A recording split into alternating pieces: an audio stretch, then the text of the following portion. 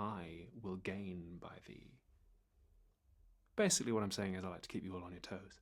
Boyd takes his theory in a bit of a different direction from Harris, though. Rather than try to use it to say that other cultures have bad ideas and you might be justified in taking military action against them, he thinks his theory can explain why there is moral disagreement in the first place.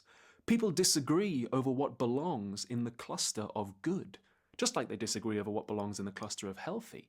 Even within what you call modern medicine, views of what is healthy vary. The United States, for instance, dispenses far more painkillers per patient than Britain. In the US, they give out pain pills like they're M&Ms, whereas in Britain you can turn up to A&E on fire and they'll give you half a paracetamol and a biscuit. And that's without even getting into things like the relation between health and beauty, which is another cluster property.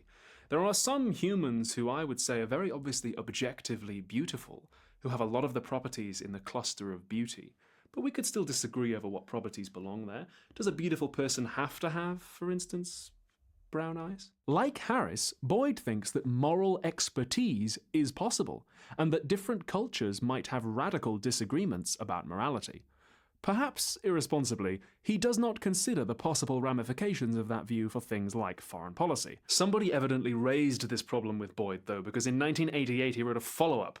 His response, instead of beginning with "thou shalt not kill," was this. By way of examining the question of moral chauvinism, I define three relations of commensurability which might obtain within a tradition of inquiry. Semantic commensurability obtains just in case there is a common subject matter for all the temporal stages of the tradition and its various subtraditions. Global methodological commensurability obtains just in case the differences between the prevailing theoretical conceptions between any two tradition or subtradition stages are always resolvable by the appropriate application of research methods endorsed by each. Local methodological commensurability obtains just in case this sort of resolution is always possible for the differences between consecutive tradition stages or between contemporaneous stages of different subtraditions within the tradition of inquiry in question. Oh, good.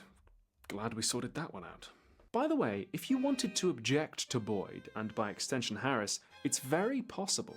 The homeostatic bit in the name there refers to the fact that properties within the cluster of good, or healthy, or beautiful, tend to occur together, either because the presence of one makes the presence of the others more likely, or because they have similar causes. Like exercise, being physically healthy, is thought to contribute to your mental health as well. They go together. It's very helpful when properties cluster together like that, because if you know that one of them is present, you can infer that some of the others might be too.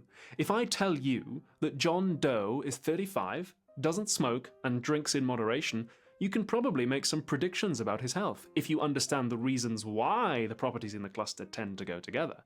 This is called inductive reasoning.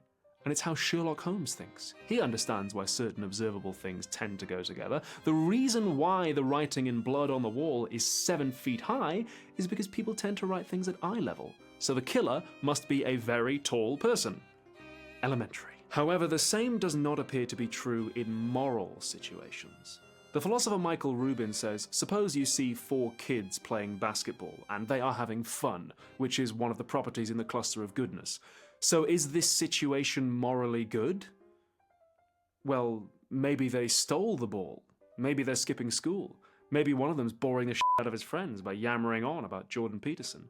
You can't infer nearly as much about the moral situation, and it could be a very bad one. So if goodness is a homeostatic cluster property, it looks like it might be so complicated and massive that it's pretty unlike health or beauty. So maybe it isn't one at all. Hang on a minute. We just had a sophisticated chat about morality and nobody mentioned cucks, or told anybody they were destroying the West, or denied the existence of trans people. Hell's getting far too pleasant. I miss 2016, that was a good year for me.